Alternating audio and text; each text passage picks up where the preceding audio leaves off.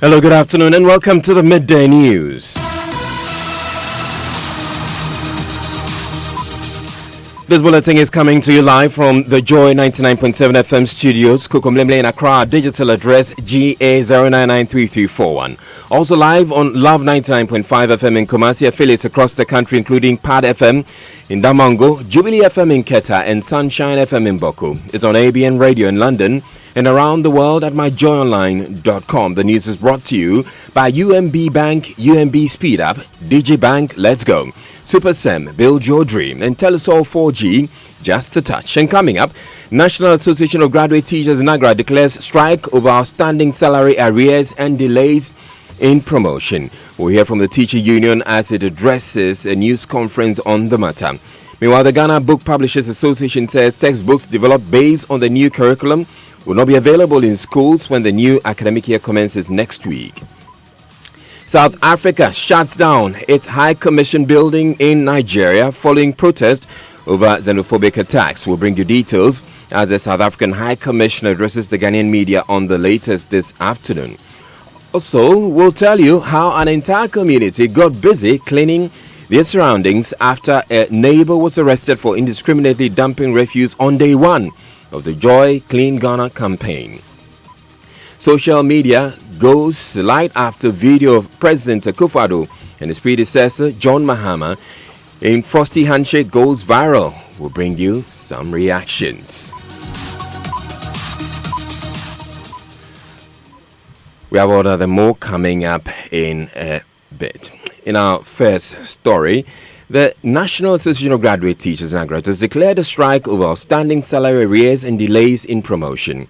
According to NAGRA President Angel Kabunu, the newly introduced Human Resource Management Information System acquired by the Public Services Commission has brought a lot of problems to teachers across the country.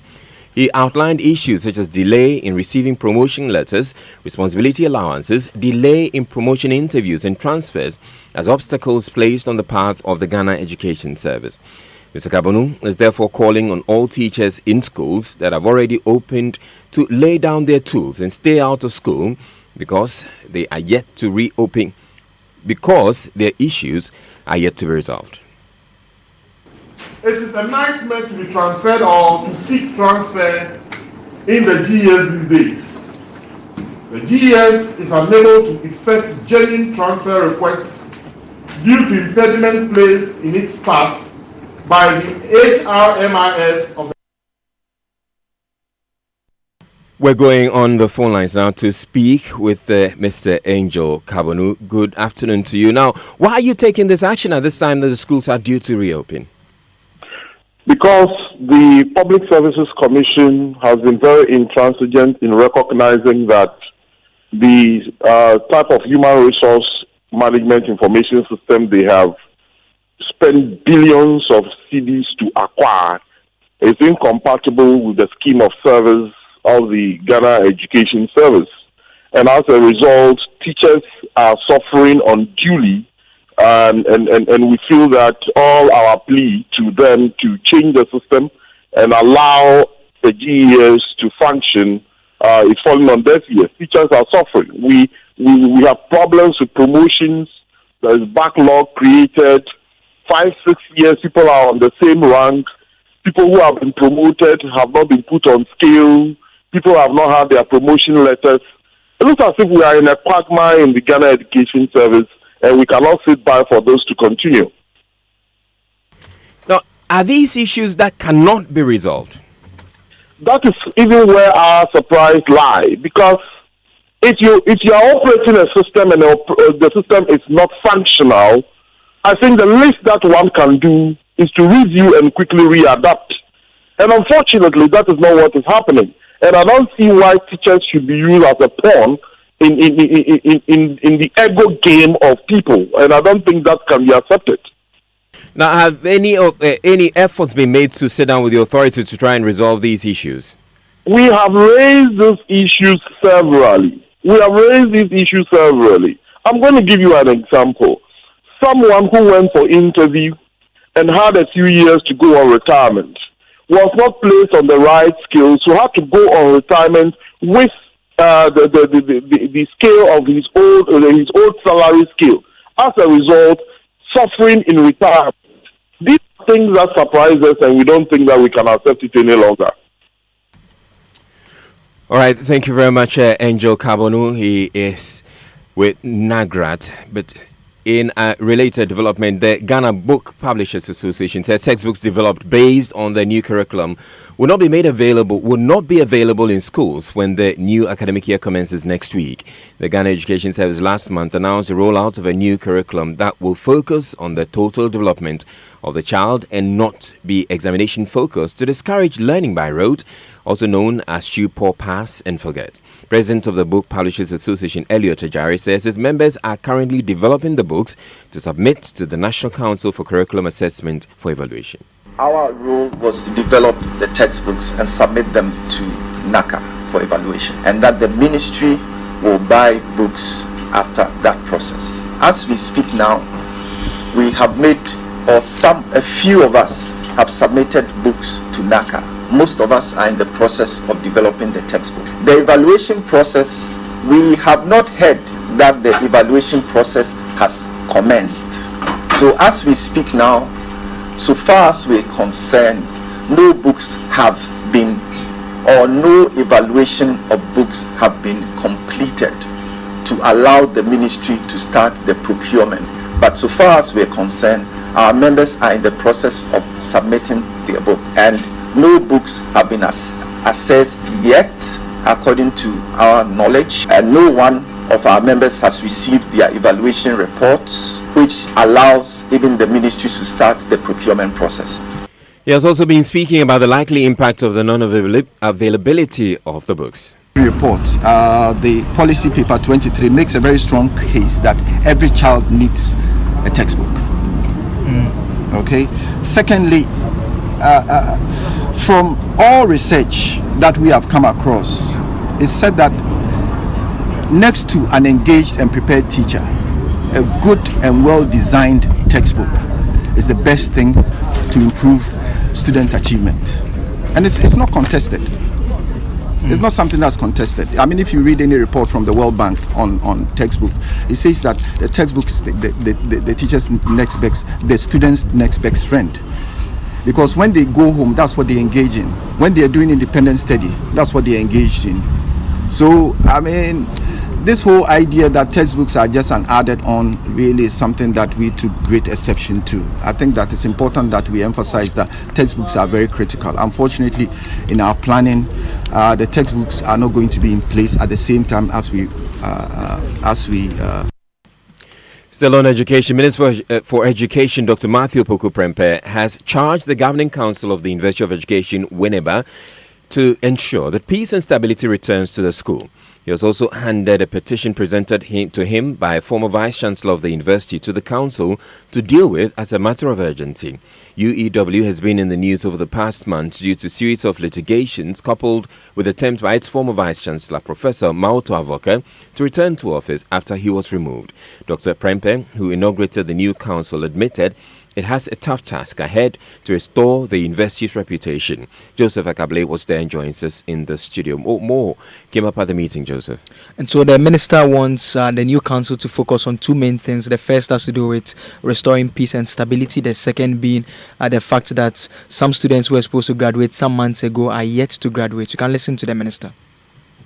You are all aware of the fact that for some time now, the UEW has been making the news headlines for all the reasons but education. This inevitably casts the university in a negative light, and it is not good for a reputation or image. You therefore have a huge entry of issues to contend with on assumption of office from today.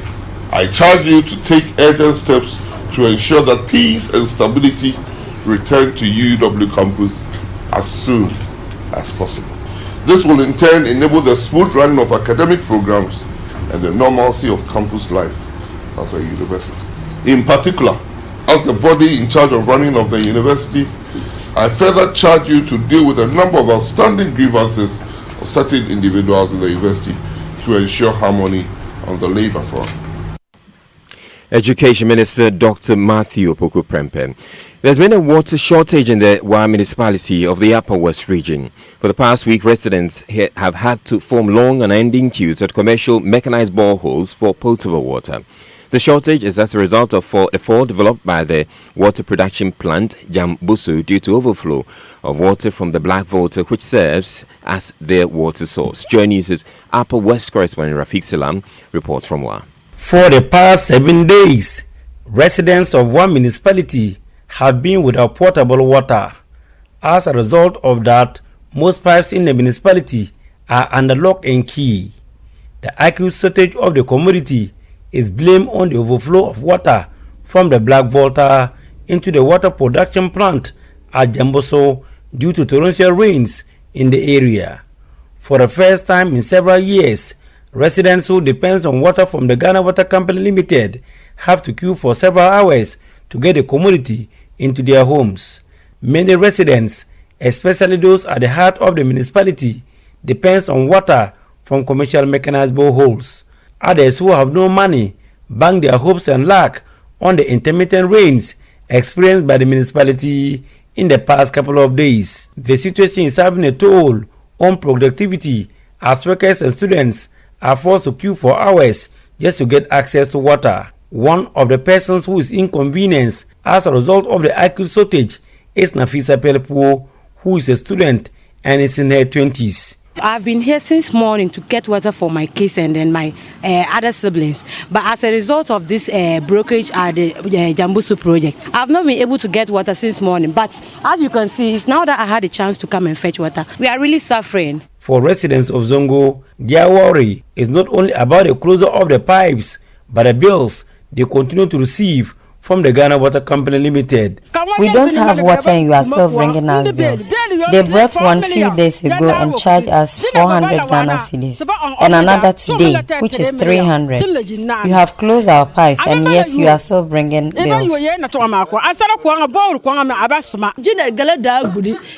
am appealing to the GWCL. They should always inform us through the local radio stations about the failure to open the pipe. When they do that, it will help us to prepare better. Meanwhile, the Upper West manager of the Ghana Water Company Limited, Clement Kuka Yang, who spoke to me off camera, says they are working around the clock to ensure that the faults at the water production site at Jamboso are repaired within the next couple of days. He said a team of engineers from Accra are already at Jamboso working to correct the fault. He however revealed as a short-term measure they have activated the underground borehole systems in the municipality to enable them pump water to their clients. Reporting for Joy News, Rafiq Salam. Wow.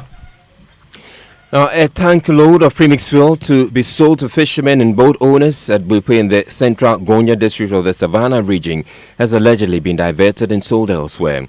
3 suspects have been arrested and are currently with the Bupe Divisional Police Command pending further investigations. Correspondent Isaac Nonya joins us on the line with more. So, Isaac, how did they come by arresting these suspects and who are they? Well, the whole thing started when the DC from the area, Mr. Mustafa Mahama, started tracking the truck from its base in Tema. According to him, he expected to receive the truck yesterday, but upon a second cross-checking, he didn't see the truck. So he cross-checked, and he was told that the truck was supposed to be in Bupe yesterday. Upon further checks, it was revealed that the driver of the truck has already offloaded the fuel in Accra and returned to base. And that was how the police was brought in.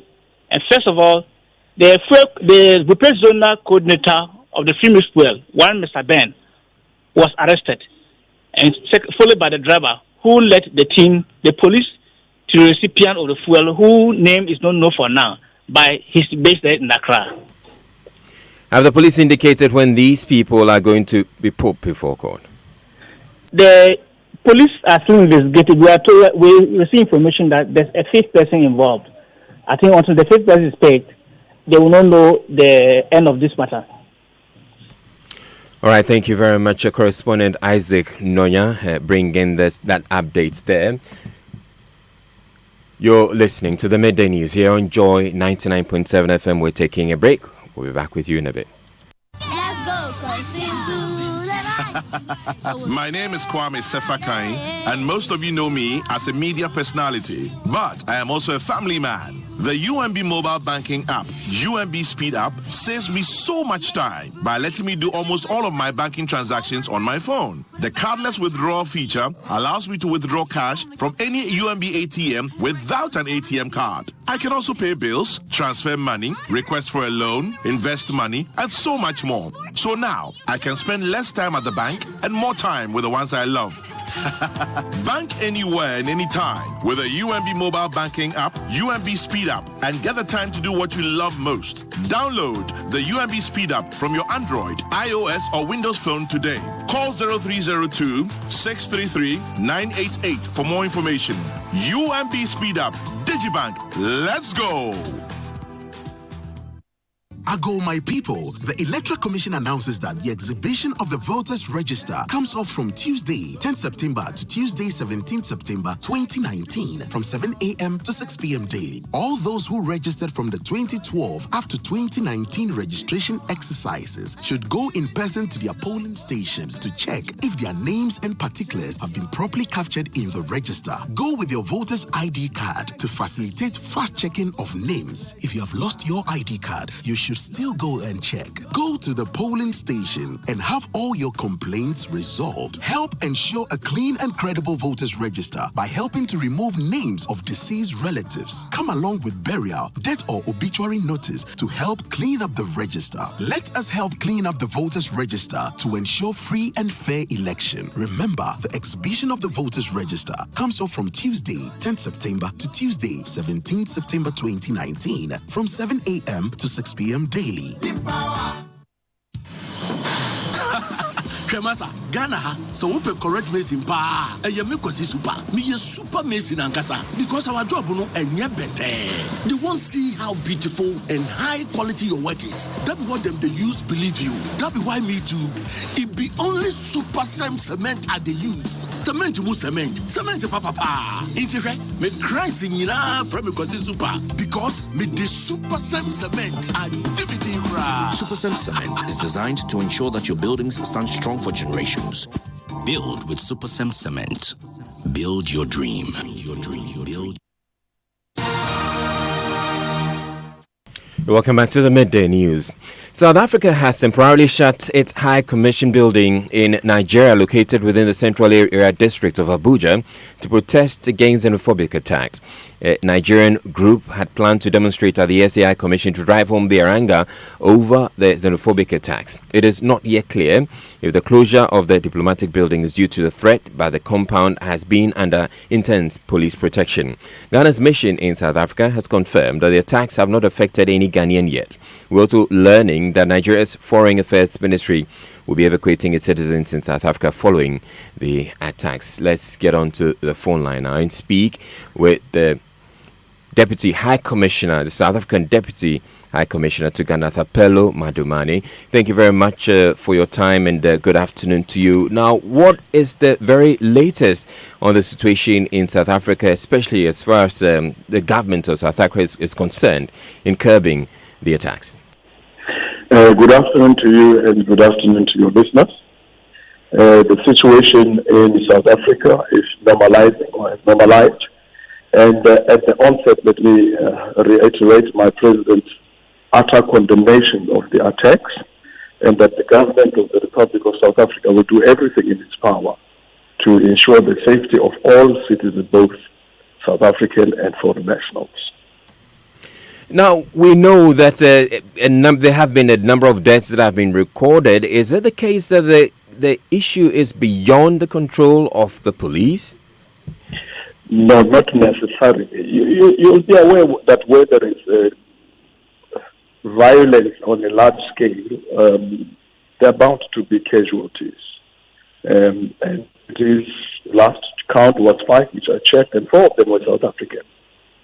As it is, most of the time when these things happen, maybe you could be hit by a car, it could be falling as people are burning buildings, or you can fall victim to any attack or maybe misfortune that can befall you, and thus perish in the attacks. Now, you say that the situation is being brought under control, but this is a challenge that we have heard of, we have experienced over several years. How is the government of South Africa resolving this once and for all? You see, I don't know if there is any government on the African continent that can claim to have eliminated violence or crime altogether. We have attributed this violence to criminal activity. And for that, we are saying we are putting all measures in place. We are learning lessons, learning the patterns, but one cannot say or ask the question whether we have done enough. That would be like asking the question whether any government can claim to have totally eradicated violence or crime in their territories. Be that as it may, we will continue to put proactive measures and early warning systems in place to make sure that this does not happen again. You describe this as violence and crime, but it actually it's fueled by hate for foreign nationals, because we see foreign nationals being the main targets of these people.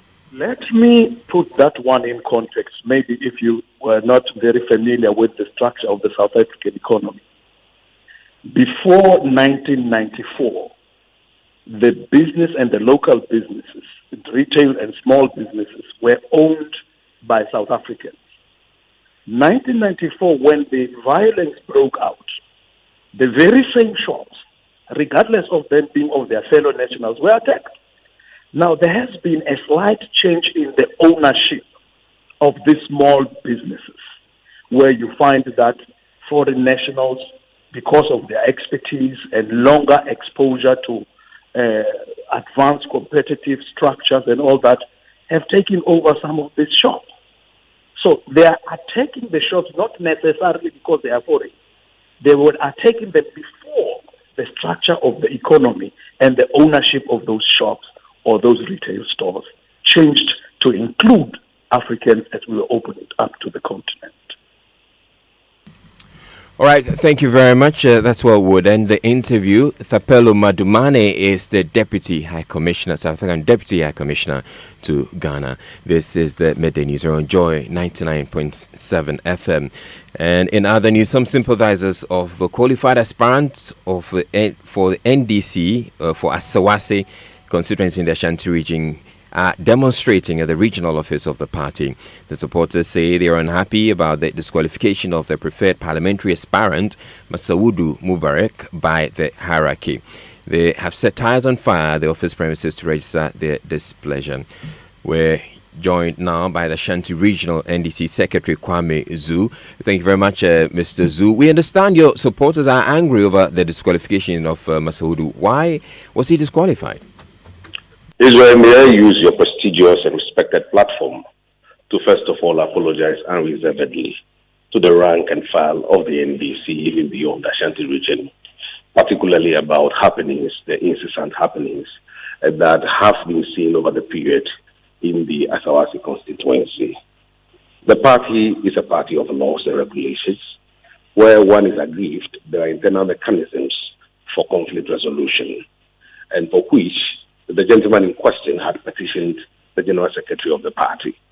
And his petition was subsequently forwarded to the Right Honorable Duajahu Committee for Conflict Resolutions. Some of us were invited to appear before the committee. The committee completed its work and handed its report over to the Functional Executive Committee of the party. That was communicated to the region, and same was communicated to the gentleman in question. If for any reason whatsoever he has any difficulty with any section of the letter that was served upon him, our offices were always open to engage him. I am particularly not delighted about the manner in which some youth have turned our regional party offices to express their displeasure. It could have been done differently. Nonetheless, we'll engage them and see the right way forward. That is what political parties do. When people disagree, it is our responsibility to engage them. So we'll do just that so that peace will prevail in Asawase. Mr. Zhu, there are suggestions that there were attempts by the party to actually favor the incumbent candidate. That's frivolous, extremely frivolous. We are not in any way suggesting, I want to believe, that a committee of eminent men who have served at various levels within this country. Men of integrity, the Right Honorable Duajaho, the Honorable Alban Sumano Bagbin, and his likes, who sat on this case, would in any way compromise their integrity and credibility. No, they have listened to all relevant stakeholders, and a decision has been arrived at. That is why I indicated that if for any reason anybody does not understand any portion of the recommendations of the committee, our offices were always open for them to come and seek clarification. To resort to the use of violence and burning of ties in front of the party office in itself will not resolve any matter. Our offices are opened. Mr. Mubarak Masawudu could always engage us, but immediately after the interview, I'll place a call to him. So possibly we can have a meeting and bring these issues to closure. So you say that these people who are protesting, you've indicated that they're actually not following due process. Do you intend to take any sanctions against them? The difficulty here is that I am yet to establish the identities of the gentlemen in question, and more importantly, we need to speak to the candidate or the person in question. I am certain once we do that and peace prevails at that level, he will be able to assuage the level of it or the intensity of disagreement that we are seeing presently. But once the identities of the individuals are also established, we will engage them. We'll see the better way forward. All right, thank you very much. Kwame Zu is Ashanti Regional NDC Secretary. Representatives of FIFA at the GFA Extraordinary Congress, Luca Nokolo, says the process of electing a new president will begin if new statutes are approved at Congress. The football community has gathered at the College of Physicians and Surgeons in Accra for the Extraordinary Congress. The Congress is to pave way for a new administration as well as the approval of the revised statutes. Benedict Owusu is there and joins us live. Hello, Benedict. How did the congressmen take the advice of Luca Nicolo, and what are the other issues being discussed?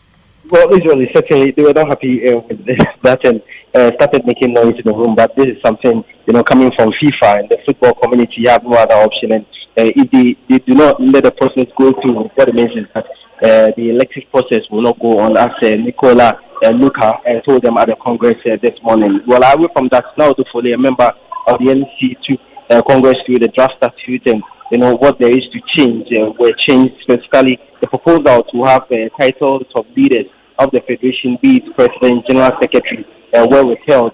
They only asked that the executive committee should be executive council, which is the same as that of FIFA. And with the Congress delegates, the normalization committee proposed that it should be 120.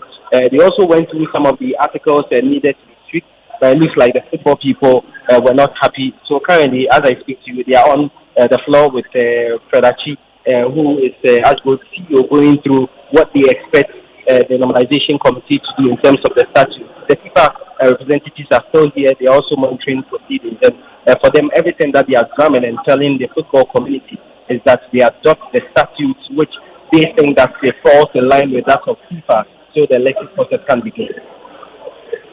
All right, thank you very much, Benedict Owusu with the sports. Now, residents of Avena suburb of Accra promising to keep watch and report to the police and the AMA their neighbors who dump refuse indiscriminately. This was after one of the residents, the residents volunteered to bail out their neighbor who was arrested for throwing rubbish at the back of the Odo drain. What was his bail condition? The entire community had to clear the heap of garbage situated close to the Odo drain. Here are excerpts of how it all went down on day one of the Joy Clean Ghana campaign, an initiative in which the multimedia group is partnering with the AMA to keep the city clean. Every day we are busy. Today we've come to catch you at the act.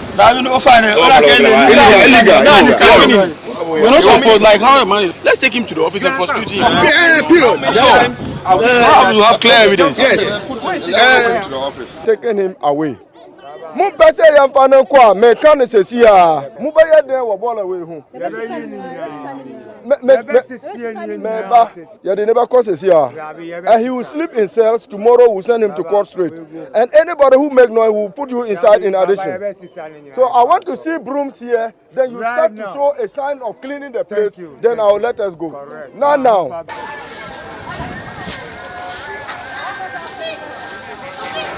Feda machino yabechi omunyina wo ha so ti ase obi abesu ade de beba ha yabechi. This place has been cleared severally.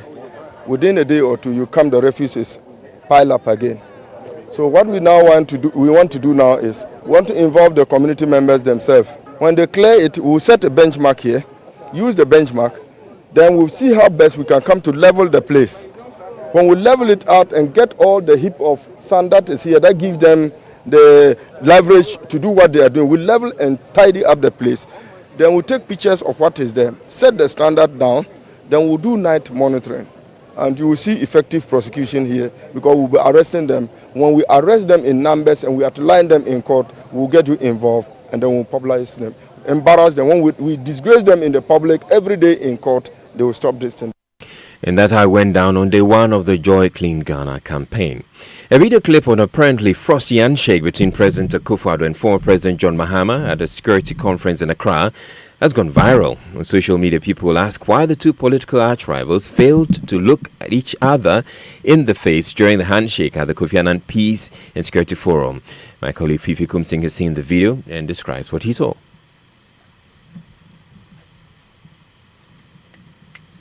All right, we don't have that. But Mampit Sosebede is joining me with reactions on social media. Hello, Matt. All right, so for people who haven't seen that video, it's of President Akufo-Addo at the Peace and Security Forum, and he's going shaking the hands of the dignitaries. And then when he gets to former President John Mahama, it seems like it was literally less than 5 seconds. He didn't look at the former president and he moved on to the next one. And when he moved on to the next dignitary, he was pleasantly smiling at that dignitary. So we posted that video on our social media pages. And this one is from @Kwesi Otu, who says, "You are at a peaceful conference, yet no courtesy in exhibiting peaceful relations."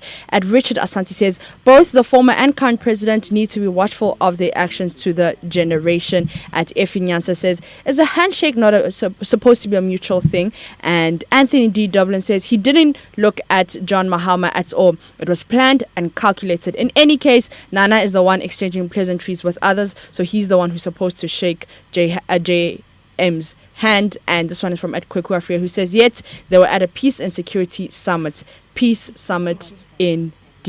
And Razak says, "I'm an NPP sympathizer and I strongly condemn what our president displayed here. This is ignorance of a highest level and we should not tolerate this." Our last one is from Kerry Ajay, who says, "Our dear president must understand that he's just a custodian of the honorable office he's occupying. He'll go one day and someone else will take his place." Thank you very much, Mapit Sosebede. Let's shake on that. All right, and that's it for the bulletin. But before we go, our top story: National Association of Graduate Teachers NAGRA declares strike over outstanding salary arrears and delays in promotion. My name is Israelite. Thank you very much for listening. Have a good day. So everyone says I'm a